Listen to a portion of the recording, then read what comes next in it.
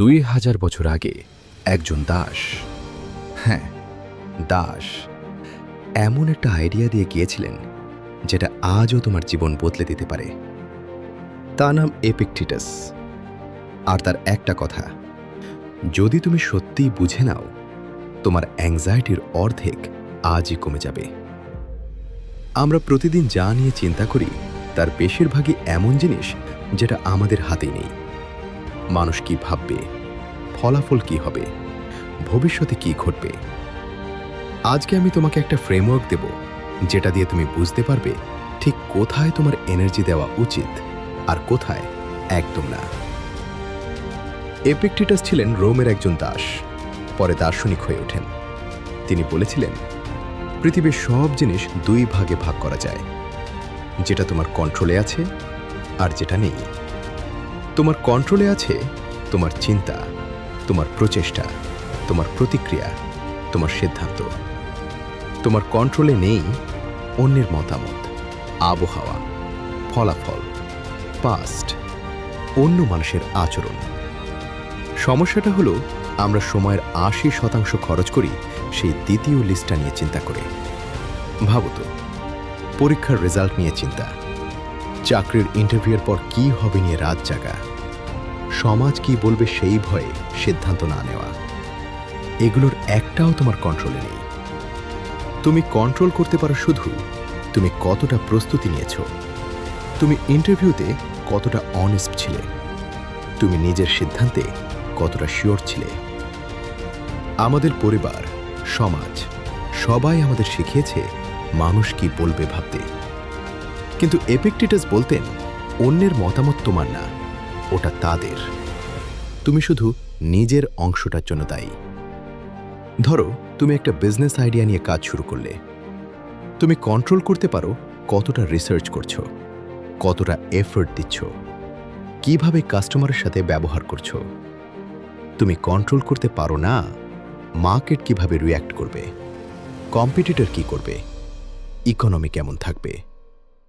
বেশিরভাগ মানুষ ব্যর্থ হওয়ার ভয় শুরুই করে না, কারণ তারা দ্বিতীয় লিস্ট নিয়ে চিন্তা করে। কিন্তু যদি তুমি প্রথম লিস্টে 100% দাও, বাকিটা তোমার হাতে নেই, আর সেটা মেনে নেওয়াটাই আসল শান্তি। এখন নিজেকে জিজ্ঞেস করো, গত এক সপ্তাহে তুমি কতটা সময় এমন জিনিস নিয়ে চিন্তা করেছ যেটা তোমার কন্ট্রোলে নেই? সৎভাবে ভাবো। বেশিরভাগ মানুষের উত্তর হবে প্রায় পুরোটাই। এখানে একটা সহজ প্র্যাকটিক্যাল এক্সারসাইজ। প্রতিদিন রাতে 2 কলামে ভাগ করো, আজ যা নিয়ে চিন্তা করেছি এবং এর মধ্যে কোনটা আসলে আমার কন্ট্রোলে ছিল। প্রথম কয়েকদিন তুমি অবাক হবে দেখে কত কম জিনিসই আসলে তোমার হাতে ছিল। কিন্তু এই এক্সারসাইজটাই ধীরে ধীরে তোমার মস্তিষ্ককে শেখাবে কোথায় এনার্জি দিতে হয়, কোথায় না। অনেকে ভাবতে পারে, তাহলে কি কিছুই না চাওয়া উচিত?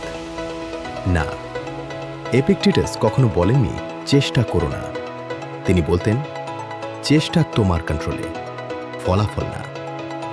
তাই তুমি পুরো শক্তি দিয়ে চেষ্টা করো, কিন্তু ফলাফলের সাথে নিজের শান্তি বেঁধে রেখো না। এটাই আসলে সবচেয়ে বড় প্যারাডক্স। যে মানুষ ফলাফল নিয়ে সবচেয়ে কম চিন্তা করে, সেই আসলে সবচেয়ে ভালো ফলাফল পায়, কারণ সে পুরো ফোকাস রাখতে পারে প্রসেসে।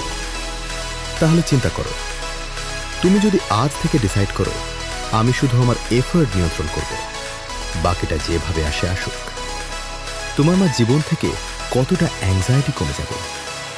এটা কোনো ম্যাজিক সলিউশন না, এটা একটা লেন্স, একটা ফিল্টার, যেটা দিয়ে তুমি প্রতিদিনের ডিসিশন নিতে পারো। যখনই কোনো কিছু নিয়ে চিন্তায় ডুবে যাবে, নিজেকে জিজ্ঞেস করো, এটা কি আমার কন্ট্রোলে? যদি না হয়, ছেড়ে দাও। যদি হয়, পুরো এনার্জি দাও। 2000 বছর আগে একজন দাস, যার নিজের জীবনের উপর অলমোস্ট কোনো কন্ট্রোল ছিল না, সেই মানুষটাই আমাদের শিখিয়ে গেছে কিভাবে মানসিক স্বাধীনতা পাওয়া যায়। তুমি তোমার পরিস্থিতি বদলাতে না পারলেও তোমার প্রতিক্রিয়া সব সময় তোমার হাতে। আজ রাতে একটা কাজ করো, যেটা নিয়ে তুমি এখন সবচেয়ে বেশি চিন্তিত, সেটাকে 2 ভাগে ভাগ করো। কোন অংশ তোমার কন্ট্রোলে, কোন অংশ না। কমেন্টে লিখো তুমি কি পেলে। আর যদি এই ভিডিও তোমার চিন্তার ধরন বদলাতে সাহায্য করেছে, সাবস্ক্রাইব করে রাখো। পরের ভিডিওতে বলবো কিভাবে এই প্রিন্সিপাল দিয়ে ডিসিশন মেকিং সহজ করা যায়।